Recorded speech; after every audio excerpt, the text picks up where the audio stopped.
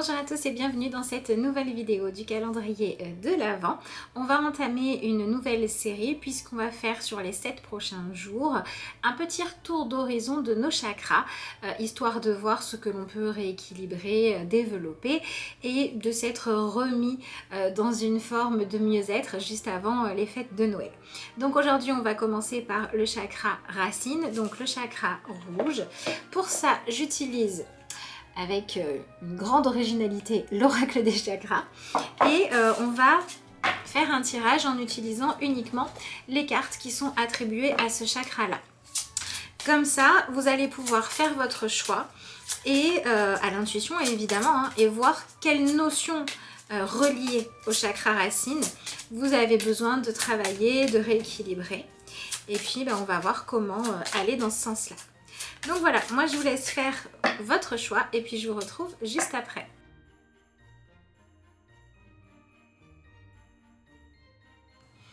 Alors pour rappel, avant de vous montrer les différentes cartes, le chakra racine est celui qui va nous relier à tout ce qui représente nos besoins liés à notre survie. Donc les besoins de nourriture, de ne pas manquer de choses concrètes, matérielles dont on a besoin pour assurer sa survie. Donc en plus de la nourriture, on va avoir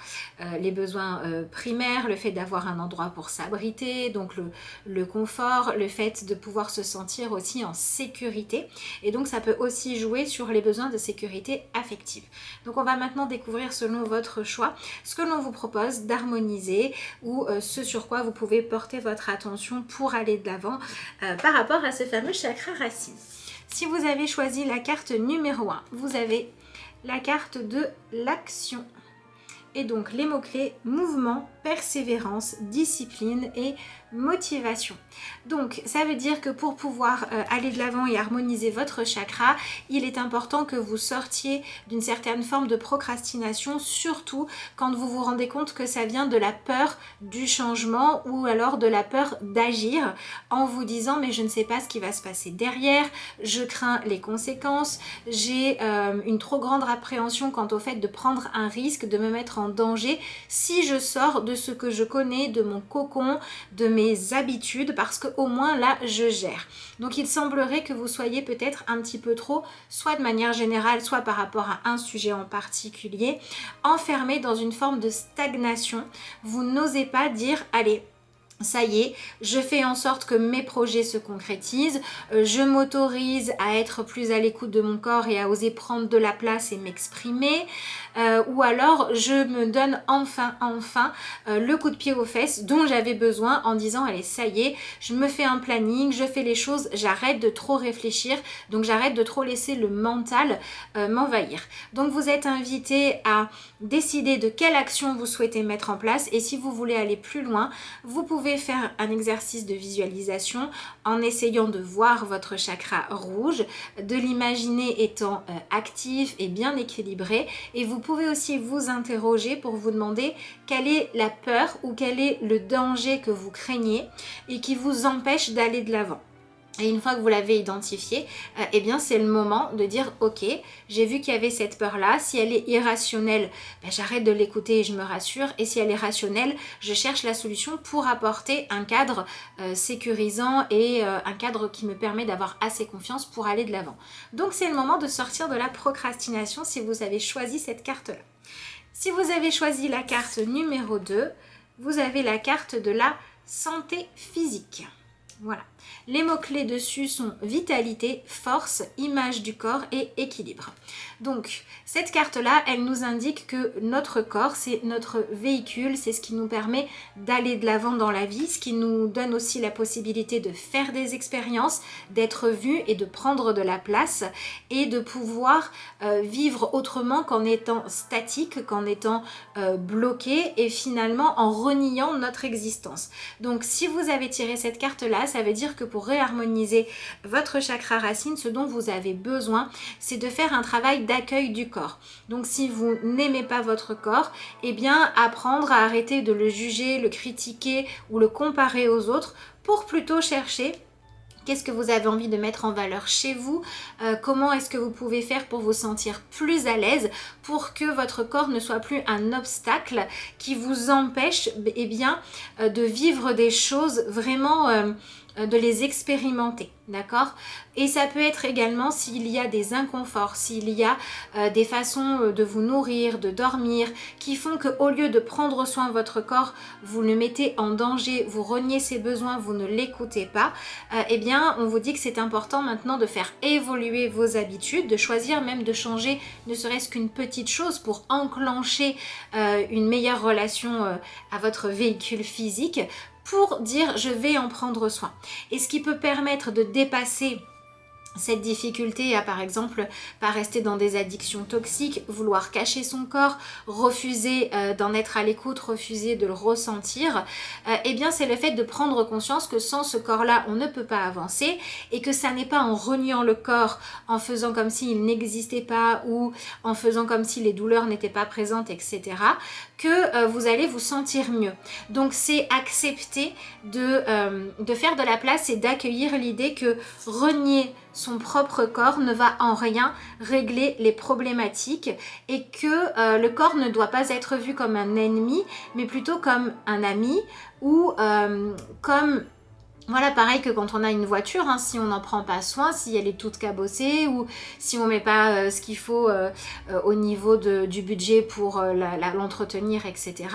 eh bien au bout d'un moment, on ne pourra plus avancer. Mais c'est aussi le cas avec notre corps physique. Si à un moment donné, on ne se donne plus les moyens de pouvoir se mouvoir correctement, on se ferme à la possibilité de sortir de ce qui nous blesse, de ce qui ne nous convient pas, puisqu'on se ferme à la possibilité d'être autonome, d'avancer dans le monde, de faire nos expériences, ne serait-ce que de pouvoir nous exprimer. Et on se ferme également aussi quand on refuse les sensations de douleur, d'écouter les messages, etc., ben on se ferme aussi à ressentir tout le plaisir qui peut passer par le corps. Et donc, quand on a ce besoin-là, ben il faut se réautoriser à vivre pleinement, à accepter d'être dans ce corps, d'être incarné, d'avoir une place, et de devoir chercher et à en prendre soin, et à être dans une forme de gratitude de pouvoir faire cette expérience-là. Donc voilà, réconciliez-vous un petit peu avec votre corps pour pouvoir aller de l'avant. Et ça peut être intéressant de voir quelle image négative vous avez de votre corps. Est-ce que c'est le corps en lui-même que vous rejetez, ou est-ce que c'est le fait de ne pas pouvoir vous cacher, ne rien faire parce que vous avez trop peur de prendre votre place? Et si c'est ça, autorisez-vous à vous mettre en valeur. Si vous avez choisi la carte numéro 3, vous avez la carte des possessions. Alors, les mots-clés sont objet personnel, finances, biens personnels et trésor. Je vous remontre la carte. Donc cette carte-là, elle vient travailler sur une notion assez différente des deux autres qui étaient plutôt complémentaires. Et ici, on va être vraiment sur s'autoriser à avoir dans notre vie ce dont on a besoin pour avancer, tout en sortant des achats compulsifs. Donc on vient travailler son rapport au fait de pouvoir posséder des choses pour transformer quelque chose où on avait la sensation qu'on n'était pas assez bien, qu'on n'avait pas assez de valeur, qu'on n'avait pas grand chose d'intéressant à faire, qui venait bloquer l'abondance, qui venait faire que vous n'arriviez pas à avoir dans votre vie ce qui était important pour vous, eh bien on va vous proposer là de venir transformer cette croyance-là de je ne sais pas si je suis assez bien, je ne sais pas si je mérite, je ne sais pas si c'est juste que moi je puisse avoir le matériel dont j'ai besoin pour épanouir mes projets. Ce genre de croyances limitantes, on vient vous proposer de les transformer en acceptant qu'on vit dans un monde matériel, et que même si ça n'est pas quelque chose de sain d'être toujours à la poursuite d'avoir plus, d'être rempli, d'avoir des tonnes de réserves, etc. Eh bien si on a accès à rien du tout, on ne peut pas faire, enfin en tout cas c'est très limité, les expériences que l'on veut. On ne peut pas tester quelque chose, on ne peut pas satisfaire une curiosité. Et donc l'idée, ça va être de sortir de cette croyance que peut-être je peux ne pas être assez bien, pour accepter que si je suis sur Terre, dans un corps physique, avec une vie à mener et avec la nécessité de trouver quoi faire de mes 10 doigts, de mes journées, de mon potentiel, quoi matérialiser, alors comme tout être humain, je peux, si je me l'autorise intérieurement, avoir accès à ce dont j'ai besoin pour pouvoir faire mes expériences. Et on va pouvoir aussi travailler sur une notion de justesse. Donc vous pouvez vous retrouver plus dans cette facette-là, vous pouvez avoir besoin de travailler les deux. Il s'agit de ne pas confondre avoir ce dont on a réellement besoin et ce qui est juste que l'on ait, ce à quoi on a accès au présent, avec cette idée d'être dans le trop. Donc ça peut être aussi, si vous êtes du style à faire voilà, des achats compulsifs, des tas de réserves, etc. parce que vous avez peur de manquer ou parce que vous avez certains besoins, par exemple affectifs, qui ne sont pas satisfaits et que vous allez essayer de vous rassurer par beaucoup de consommation, eh bien on vous propose de sortir de cette dépendance à la possession matérielle pour aller chercher en vous qu'est-ce que je cherche à combler comme manque et quel serait le réel moyen efficace de le combler en n'étant ni dans un excès ni dans un manque total, en disant juste voilà, ok, il y a des choses dans ma vie qui ne sont pas là, des choses où je ressens des vides, des manques, mais je vais essayer de guérir ces manques-là avec des solutions qui sont efficaces et non pas de combler pour faire comme si c'était pas grave. Donc finalement, cette carte-là, elle vous propose de regarder clairement en face à quel moment c'est vous qui vous empêchez d'avoir les moyens concrets d'aller jusqu'à ce que vous souhaitez, soit par une mauvaise gestion de votre budget, soit par le fait de ne pas vous donner assez de valeur et pas assez d'importance au fait que ce soit juste, que vous puissiez aller de l'avant. Et on vous propose également d'affiner cette notion de quoi j'ai besoin. Pour comprendre que si vous souhaitez avoir quelque chose parce que ça vous est réellement utile ou parce que vous allez réellement l'apprécier, alors ça veut dire que ça touche soit ce que vous devez faire, soit ce que vous allez pouvoir aimer réellement et c'est juste de l'avoir. Donc on peut travailler là-dessus. Et on peut travailler également